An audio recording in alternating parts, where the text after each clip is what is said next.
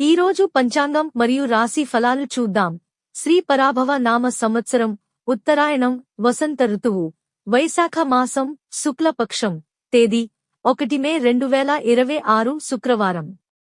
సూర్యోదయం తెల్లవారు జామున 5:54 సూర్యాస్తమయం సాయంత్రం 6:32 తిథి పౌర్ణమి రాత్రి 10:54 వరకు, తరువాత పాడ్యమి. నక్షత్రం స్వాతి తెల్లవారు జామున 4:30 వరకు, తరువాత విశాఖ. యోగం సిద్ధి రాత్రి 9:09 వరకు. కరణం విష్టి ఉదయం 10:01 వరకు, తరువాత భవ. ఇలాంటి మరెన్నో వీడియోస్ కోసం మన ఛానల్ను సబ్స్క్రైబ్ చేసుకోండి.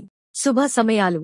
బ్రహ్మ ముహూర్తం తెల్లవారు జామున 4:18 నుండి 5:06 వరకు. అమృత ఘడియలు సాయంత్రం 6:55 నుండి రాత్రి 8:41 వరకు. అభిజిత్ ముహూర్తం ఉదయం 11:48 నుండి మధ్యాహ్నం 12:38 వరకు. అశుభ సమయాలు.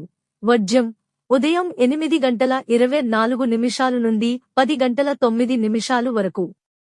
దుర్ముహూర్తం ఉదయం 8:25 నుండి 9:16 వరకు. రాహుకాలం ఉదయం 10:38 నుండి మధ్యాహ్నం 12:13 వరకు. యమగండం మధ్యాహ్నం 3:23 నుండి సాయంత్రం 4:57 వరకు. గుళిక కాలం ఉదయం 7:28 నుండి 9:03 వరకు.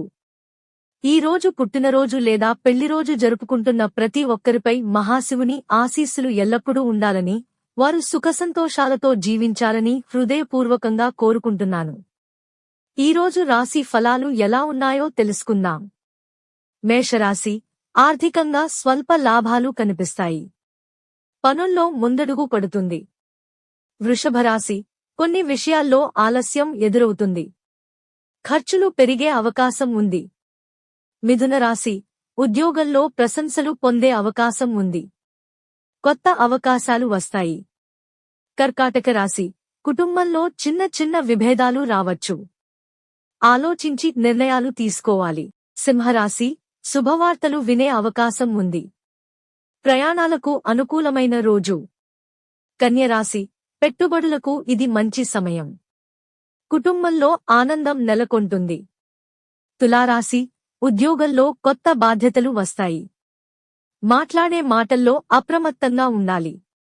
వృశ్చిక రాశి ఆరోగ్యానికి ప్రాధాన్యం ఇవ్వాలి. పనులు కొంచెం ఆలస్యంగా పూర్తవుతాయి. ధనస్సు రాశి ఆర్థికంగా మంచి రోజు. మిత్రుల సహాయం లభిస్తుంది. మకర రాశి కుటుంబ విషయాల్లో శుభపరిణామాలు ఉంటాయి. ఉద్యోగంలో అభివృద్ధి కనిపిస్తుంది. కుంభరాశి ప్రయత్నాలు ఫలిస్తాయి. ఆత్మవిశ్వాసం పెరుగుతుంది. మీనరాశి ఖర్చులు పెరుగుతాయి. కాని అవసరమైన పనులు పూర్తవుతాయి.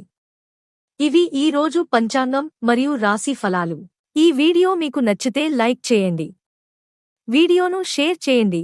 ఇంకా మన ఛానల్ని సబ్స్క్రైబ్ చేయనట్లయితే వెంటనే సబ్స్క్రైబ్ చేసుకోండి.